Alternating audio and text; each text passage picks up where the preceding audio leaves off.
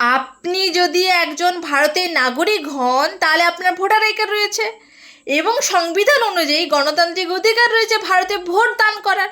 কিন্তু এই voter I card আপনার ভারতের নাগরিকত্ব প্রমাণপত্র নয়।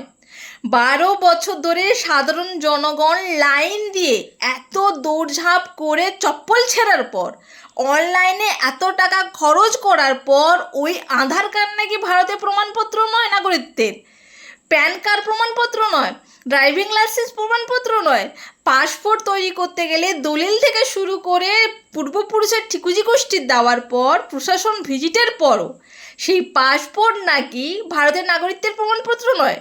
সরকারি রেশন নিতে গেলে রেশন কার্ডের প্রয়োজন এবং রেশন কার্ড তৈরি করতে গেলে ভারতের নাগরিক হতে হবে, কিন্তু সেই রেশন কার্ড ভারতের নাগরিকত্বের প্রমাণপত্র নয়।